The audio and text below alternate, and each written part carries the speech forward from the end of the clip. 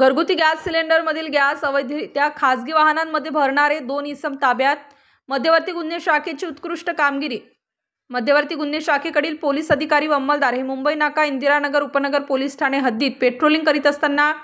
सहाय्यक पोलीस निरीक्षक प्रवीण माळे यांना गोपनीय माहिती मिळाली की वडाळा डीजीपी रोडवरील महाराष्ट्र मोटर्सच्या पाठीमागे नाल्यालगत पत्र्याचे शेडमध्ये एक इसम घरगुती वापराचे गॅस सिलेंडरमधील गॅस हा अवैधरित्या व बेकायदेशीरपणे खासगी वाहनांमध्ये भरत असल्याबाबत माहिती मिळाल्याने पथकाने उपनगर पोलीस ठाणे हद्दीतील वडाळा डीपीजी रोडवरील महाराष्ट्र मोटर्सच्या पाठीमागे पत्रेचे शेडमध्ये नावून खात्री केली असता इसम नामे सोपान शिवाजी अंडागळे वय 34 वर्ष हा अवैधरित्या विनापरवाना व बेकायदेशीरपणे घरगुती गॅस सिलेंडरमधून मशीनद्वारे रिक्षा क्रमांक MS15